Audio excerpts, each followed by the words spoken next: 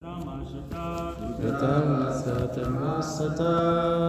Viduravacha Kete Prachetaso Nama Kasya Patyani Suvrata Kasyan Vavaye Prakyata Putravasatramasata Viduravacha Kete Prachetaso Nama Kasya Patyani Suvrata Kasya Bhavaye Prakyata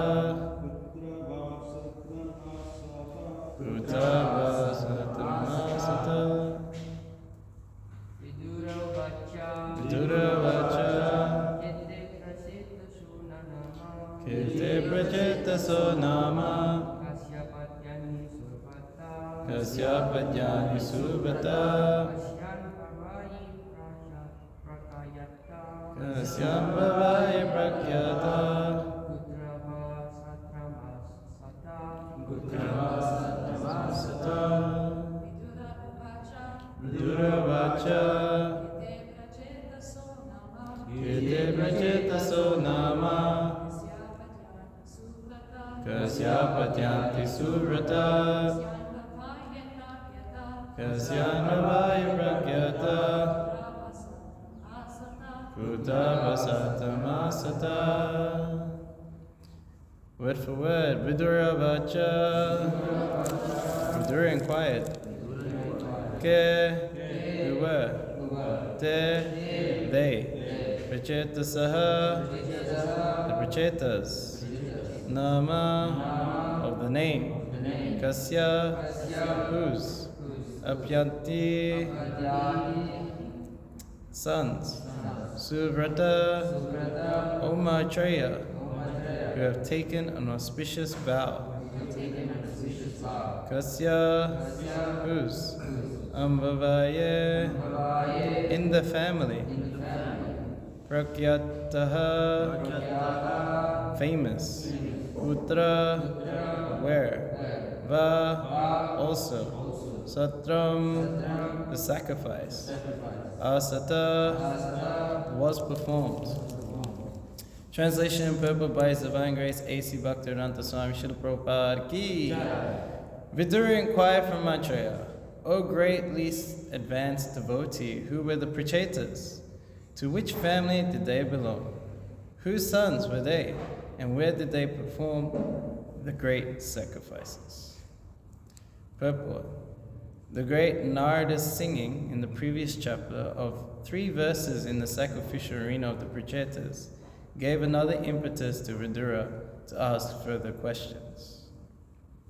Om Gyantamidandasya Gyanarashalakya Chakshunitam Yena Tasmai Shri Gurave Namaha Shri Chaitanya Manovistam Stapitam Yena Bhutale Swayam Rupam Garamanayam Dadati Swabhanantikam Vanchakapa Tirubhischa Kripa Sindhu Vyavicha Patitanam Bhavnebhyo Vaishnavyo Namo Namaha Jai Shri Krishna Chaitanya Prabhu Nityananda Shri Advaita Gadadhar Shivasati Gaura Bhaktarinda Hare Krishna Krishna Krishna Hare Hare Hare Rama Rama Rama Hare Hare. Srila Narada Muni is always singing the glories of the Lord and His devotees. This invokes greater and greater enthusiasm. Narada Muni in the Bhagavatam is the MVP. He's everywhere. He has amazing disciples, ranging from animals to great sages to kings. He's the incarnation of the Bhakti Shakti of the Lord. Narada Muni is born from the heart of Lord Brahma. He's a great inspiration for the devotees of the Sankirtan movement. He's a Sankirtan devotee. We travel from town to country, but he will travel planet to planet. And his preaching is even going on, even in the spiritual world. He is talking about the spreading the glories of the Lord. This is the exalted level of Narada Muni. Here, Vidura is asking Maitreya, referring to Narada speaking at a sacrifice. I don't know which sacrifice. Does anyone know? No. Because I looked in the previous chapter. I didn't find Narada speaking at a sacrifice. Because the previous chapter is Dhruva Maharaj going back to Godhead. So if anyone has idea, we can find out later. Daksha sacrifice, yes. But it brings up here about the Prachetas. So this Canto 4, actually the whole Bhagavatam, we follow the dynasties of kings. So we see here we started with Swayambhu Manu, and then their son Uttanapada was there, and then we have Uttanapada's son Dhruva Maharaj. And now we've heard about the glories of Dhruva Maharaj, who is also a disciple of Narada Muni. So we can see Vidura is he heard about Prachetas, and there is a connection. And we'll see the Bhagavatam connecting the Prachetas to Dhruva Maharaj through the dynastical lineage. It will lead us to the king Agna, and his son became Vena. And Vena was a very vicious personality. But he was installed as the king. The rogues and thieves were still afraid of him, but he was also very vicious, that even when he was a child, when he was playing with the other kids, he would kill them in the playing. So quite an intense personality. Vena eventually offended the Brahmanas, calling them prostitutes. I am maintaining you, you're just like prostitutes, you don't respect, you're just worshipping this Vishnu all the time. You don't know that I'm maintaining you.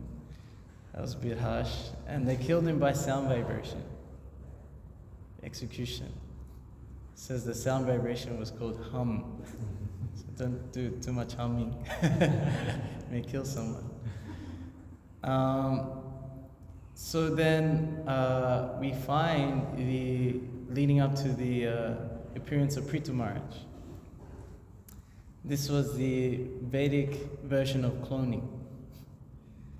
Because they want to keep the seminal line of Dhruva Maharaj. So Dhruva Maharaj was a pure devotee, a great Vaishnava. So they want to make sure that continued. So the mother of Vena, it sounded like mummification, Nelly. Wrapping the body up, keeping it in oil. And then the Brahmanas, they describe it churning different parts of his body. Churning. How do you churn parts of the body? I don't know. But I asked Bhanu Maharaj, I go, how do you churn this? And Bhanu Maharaj said, this is cloning. This is like Vedic version of cloning. And I don't know from which part. So from the legs, this Nasada race was born. Was it from the arms that Prithu was? So they churned the arms, and Prithu and Achi appeared. And after Vena was in charge, after Vena died, there was no one to be in charge. And the rogues and thieves took over again because they weren't scared anymore. But the earth was burdened by the sinful activities, by the lack of sacrifice that was taking place. She was holding it back the grains, the resources. And Prithu being a father-like figure for citizens, which are unheard of these days. Our leaders of today are fully corrupt, and that's why you have load shedding and no water. Mismanagement due to greed. They putting something in the pocket, and everyone else has to suffer. And whatever debt the country has, they don't pay. You have to pay. The taxpayer has to pay. What kind of father is this? But we see the great Raja Rishis that are present in the Bhagavatam, like Yudhisthira Maharaj and Pariksha Maharaj and Prithu Maharaj. They considered the citizens not just the humans, but the animals as their own children. And Prithu Maharaj came to the point of pulling his bow, and he was very powerful, he was the avatar of the Lord, to the point of threatening the earth, Bhumi Devi herself. Bhumi Devi took the form of a cow. And she's preaching, you cannot threaten a woman and a cow. How can you do such a? He says, I don't care. I'm ready to chop you up into pieces just to feed the citizens. So then, eventually she took shelter of Prithu Maharaj. So the Kshatriya, whoever takes shelter of you, you must give protection. Just like Parikshit Maharaj did for Kali, just like Lord Ram did for Vibhishan. The brother of Ravan coming to the feet of the Lord. Everyone wanted to kill him. No, he's a spy, he's going to trick us. Don't. And he has this famous verse, I wish I remembered the Sanskrit. He says, whoever takes shelter, whoever surrenders to me, I make it my vow to always give them protection. This is the vow the Lord and the spiritual master take when we take initiation. They take that vow. Whoever takes shelter under me, I will always protect them. So they follow in the footsteps of Lord Ramachandra. So Prithu Maharaj is in the same mood. So Bhumi Devi surrendered to Prithu Maharaj. And Prithu Maharaj, by his power, he was able to level the ground. There was like all this jungle everywhere. So you can't grow anything. With his bow, he was able to level the whole field so you could grow things. Shri Shri Radha Radhanath Ki Jai. Shri Gaura Hari Ki Jai. Giri Govardhan Ki Jai. Anyone else? Srila Prabhupada Ki Jai. So leveled the whole plain. But being this form of a cow, Bhumi Devi is saying that like any cow cannot give milk unless there's a calf. So she gave milk in the form of resources, and different personalities came as the calf. And one I particularly remember because I'm a demon probably, so, is that Prithu brought Prahlad Maharaj as a calf. And then the milk was liquor in an iron pot for the demons, because he represented the demons. But different personalities, and all the resources were brought back, and Prithu Maharaj was glorified as the incarnation of Bhupala, the protector of the earth. How to run a government, these chapters, these purports of Prithu Maharaj shows how to run a government. This is the amazing thing about the Bhagavatam. It has everything in there, whatever you need to do, all the knowledge that you need to require, even how to run a government is there in the Bhagavatam. So after Prithu Maharaj, we move towards Maharaj Prachina Bahisa and his sons, the Prachetas. I did a short research, but I want to find the exact number. How many Prachetas? I think it was like 10,000? 10,000 or 1,000? 10,000. Okay. So 10,000 sons. And he ordered them, you must do austerity underwater for 10,000 years. So then you become powerful to procreate, they were like Prajapatis, so you can produce many progeny. But they were very pure-hearted souls. And upon doing their austerity in a very beautiful holy place, they met Lord Shiva, and he chants, it's called the song chanted by Lord Shiva, but you could translate it as the Rudra Gita. So we have Bhagavad Gita, Krishna's Gita. There's also Lord Shiva's Gita. We have it in the Bhagavatam. So you could bring that to persons who said, yeah, Krishna's for you, but Lord Shiva's for me. Oh, really? Have you read the Shiva Gita? And then give them the Bhagavatam set. So we have the Rudra Gita there, and it's all about worshipping the Supreme Personality of God, devotion to Krishna. And by that association of Lord Shiva, Vaishnava Yata Shambhu, they became pure souls and dedicated to Krishna.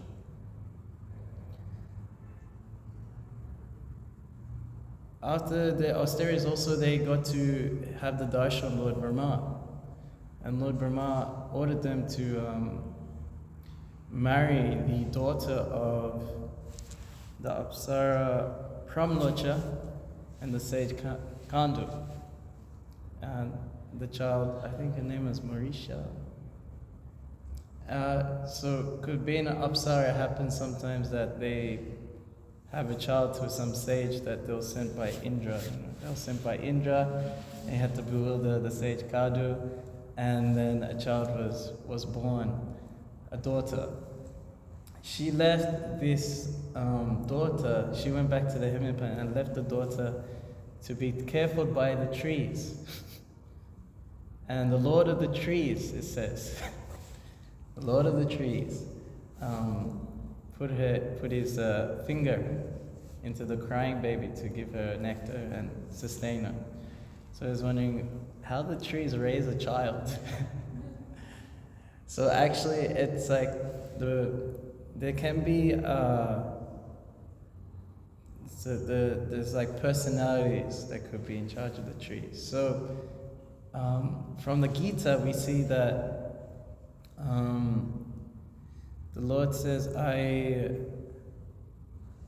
think I am the moon. No, sorry, I give juice to vegetables, the juice, and that actually comes from the moon. So the moon is the deity of vegetation on this planet. So then, Prabhupada would comment that, these astronauts went to the moon and there was nothing there, just dust and craters and nothing there. Looking like an Arizona desert. But we see here from the Bhagavatam that the moon is actually the presiding deity of vegetation. How can you say there's no vegetation there? So by Chandra giving the nectar and raising this child, being the Lord of the trees, Lord Brahma ordered the Prachetas that you marry this girl, Marisha. And it's like, how can a girl marry 10,000 husbands? She was very qualified. She was able to satisfy, she had the ability to satisfy all husbands, just like Draupadi had the same qualification by having 5 husbands. So they did their austerity, and then upon coming out of their austerity, they met Narada Muni. And Narada Muni also, they offered prayers and Narada Muni gave them benedictions. So we can see that, and that's the end of the 4th canto. So this verse is preceding, leading up to the end of the 4th canto. Narada Muni is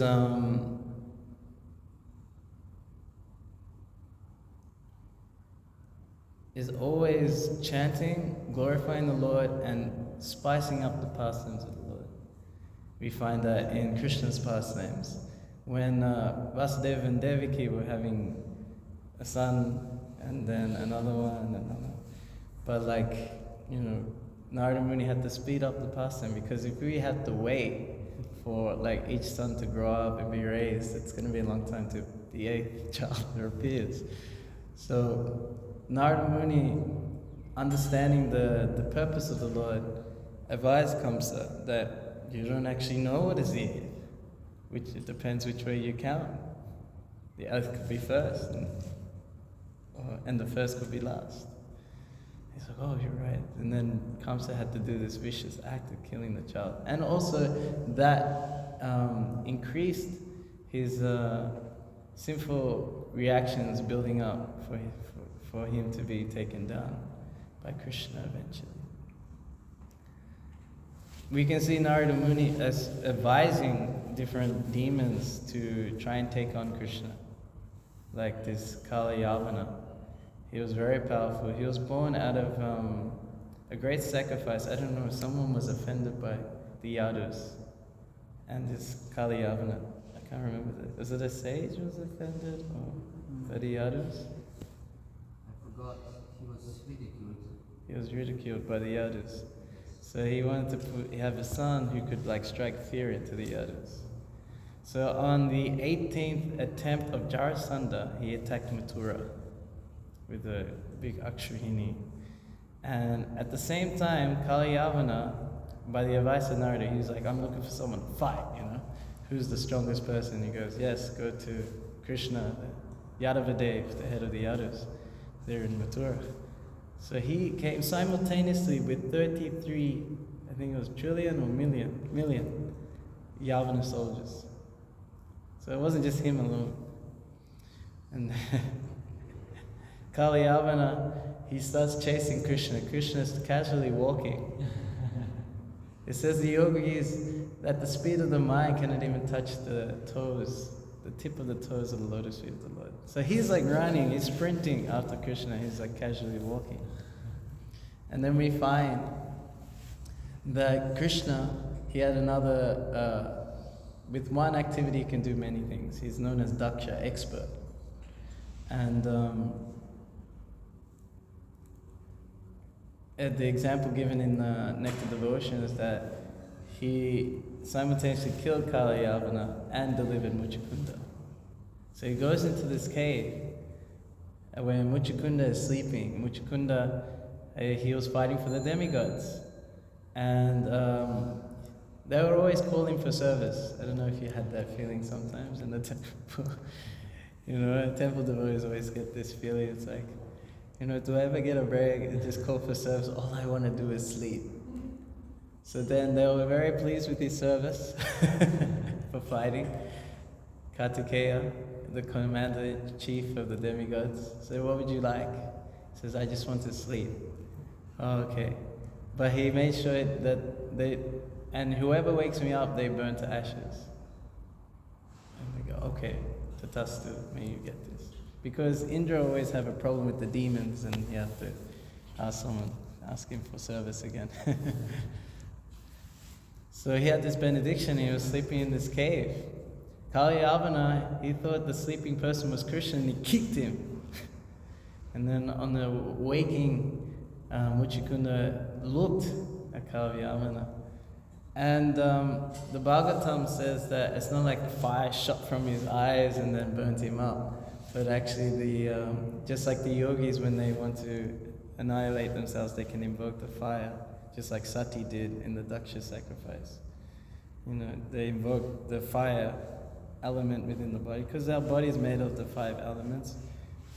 Bhumi apo vano vayu kam muni buddhi evacha. That we're made of this gross body is made of these 5 elements. So they invoke the fire up and annihilate the body. So that's what happened to Kalyavana. The fire just from within just I don't know how it sounded. I don't know if it was like a slow agonizing burning death, or was it like you know, kind of like a really fast burning, I don't know, the details. Sorry, I think about these things sometimes.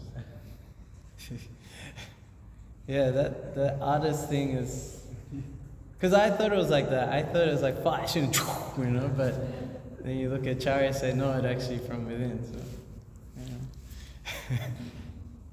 So he killed this demon. He killed this demon. Then Muchukunda, he got the great benediction. He actually didn't recognize the Lord. And then he introduced himself first out of etiquette. I'm Muchukunda.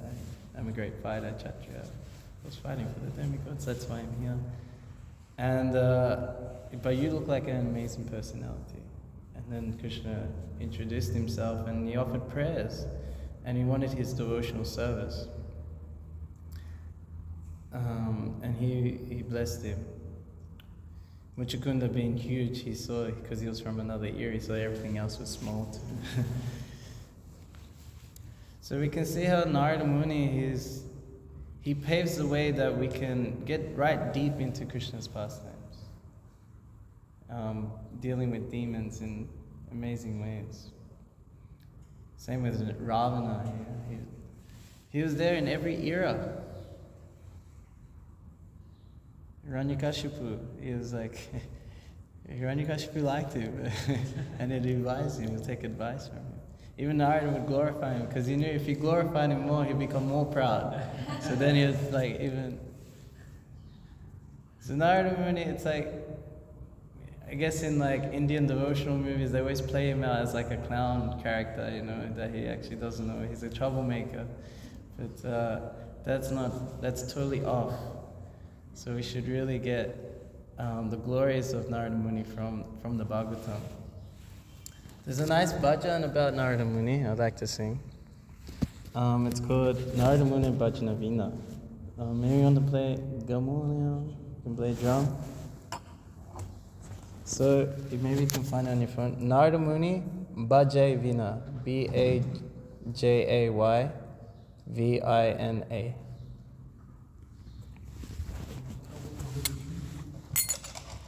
Yeah, that's such a nice.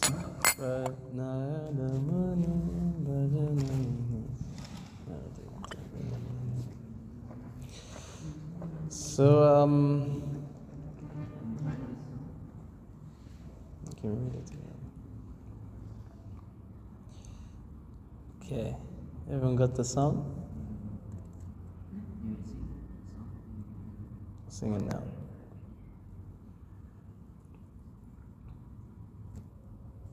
It's a song by Bhaktivinoda.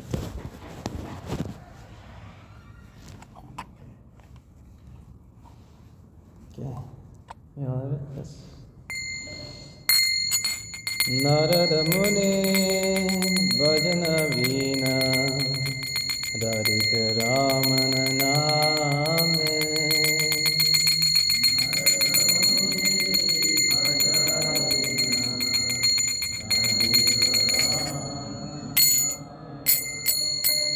Narada Muni Bhajana Vina Radhika Ramana Name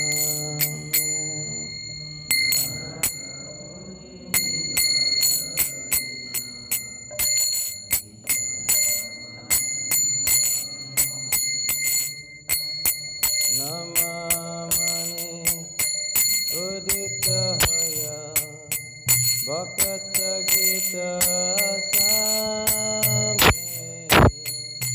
Nararamani Udita Hoya Bhakata Gita Same Amiyadara Varase Gana Savana Yugale Giya Amiyadhara Varase Gana Savana Yugale Giya Bhakata Jana Sagana Yache Bhaya Panaya Bhakata Jana Sagana Yache Bhaya Panaya Narada Muni Bhajaya Vina Radhika Ramana Name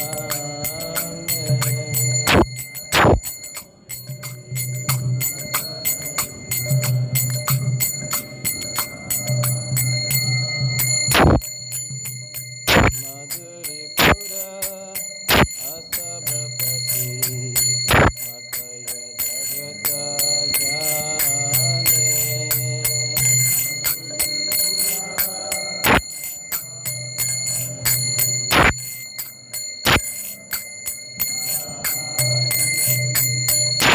Kevakande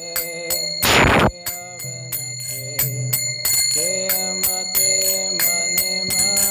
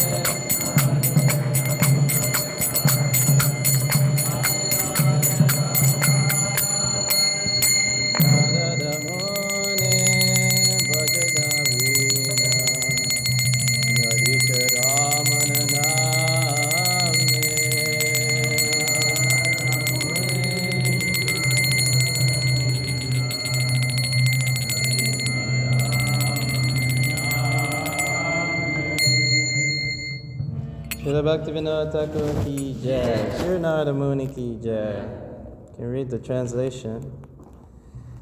When the great soul Narada Muni plays his veena, the holy name Radhikaraman descends and immediately appears amidst the kirtan of the Lord's devotees. Like a monsoon cloud, the holy name showers nectar in their ears. All the devotees, due to great ecstasy, repeatedly dance to their heart's content. There's this story of Narada Muni and Hanuman. So Narada Muni wanted to hear Hanuman sing the glories of the Lord. And then Narada Muni rested his veena on a rock. So Hanuman's chanting was so pure that the rock started to melt. And this rock was melting, and Narada Muni's veena was going inside the rock as it was melting. Then all of a sudden Hanuman just stops singing, and the rock just went solid. Right? And then Hanuman, being a monkey, they're known to be a bit naughty, you might have seen in Vrindavan. And it was stuck there. And it's like, can't get it out. sing again. And then Hanuman's like, no, and he starts running away. And he's running here and there, he's running inside a house. And then Narada Muni is just chasing after him. He goes into one room, another room, through the whole house, and then comes out. And then he starts singing again. And the rock mounts is able to get his ring out. And he goes, you rascal monkey, why did you let me chase you this everywhere? And he said, I wanted the dust of your feet to purify my home. Something like this. Yeah. Mary said that story. Text 3, verse 3. All the people of the universe became maddened upon hearing this intoxicating shower of nectar. Some people cry, some dance, and others become fully intoxicated within their minds. Lord Shiva, embracing Narada Muni, repeatedly makes loud screams of ecstatic joy, and Lord Brahma, dancing very ecstatically, says, all of you kindly chant, Haribo, Haribo. So imagine that kirtan, all the different demigods, Narada Muni, they're going wild. This is universal kirtan. In great happiness, the thousand-faced Anantasesha chants Hari Hari by the influence of the transcendental vibration of the holy name. The whole universe becomes ecstatically maddened, and everyone tastes the mellows of the holy name. So it says that Anantasesha is the jewel case of the glorification of the Lord. He has unlimited mouths just for chanting the glories of the Lord.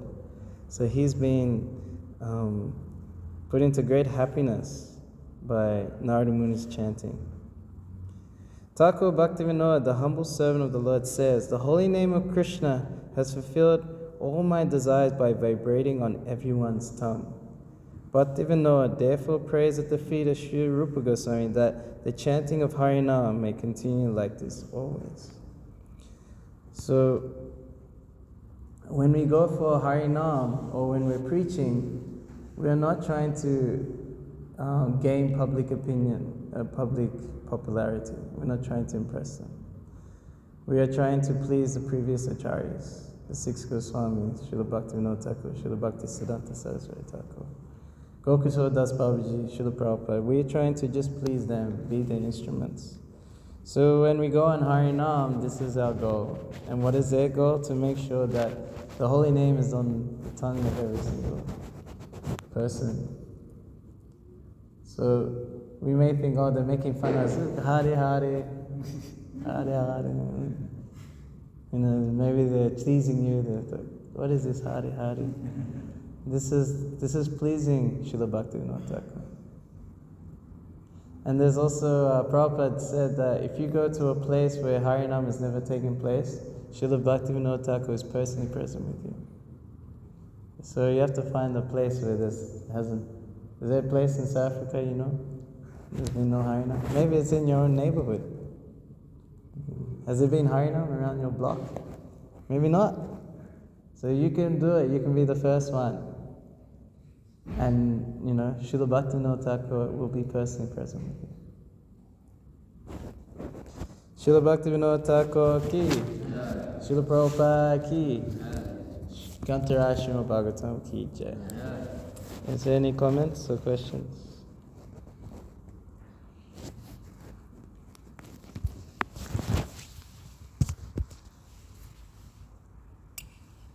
Someone wants to add on something they like about Narada Muni? Says so much.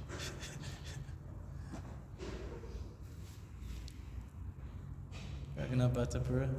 To add something. I'm just thinking that you're talking about Narada Muni and the Veena, the pastime. I heard it from Atma Tattva, but is there any other source of reference for that? I heard it from my spiritual master, so I was just repeating. I don't know. His Ramayana is called the Untold Ramayana. Okay. So it is probably coming from a family life or something like that. Okay. But we, looking for the source. yeah. I don't know. But we see Narada Muni and Hanuman interacting in the Brihad Bhagavatamrita. Also Narada Muni Like half the Bhagavatam is dedicated to Narada Muni, trying to find the best devotee. And he's told to see Hanuman. After seeing, I think it was Prahlad. After seeing Prahlad goes, you must see Hanuman. And then it was very ecstatic. They were embracing each other, crying tears of ecstasy. They were very happy to see each other. And then Hanuman says, no, I'm not the best devotee. The Pandavas are. They're always with him. I'm a monkey, I can't behave properly. See, Lord Ramachandra left me behind. And then they're all ecstatic. Narada Muni says, let's go see the Pandavas. All right, let's go. And they're all excited. We're going to see the Pandavas. And then Hanuman says, no, I cannot go. They're too close to the Lord. I'm in Dasyaras. They're Sakya, nearly Sakya, so it's not good for me to go. You go. So they have some interaction. So I guess it couldn't happen. It could possibly happen that way. Yeah. Prue, you want to add something? Narada Muni? I've never heard this last time. Okay. Jai, Srila Narada Muni ki. Jai, Srila Prabhupada ki jai. Gaur Premanande.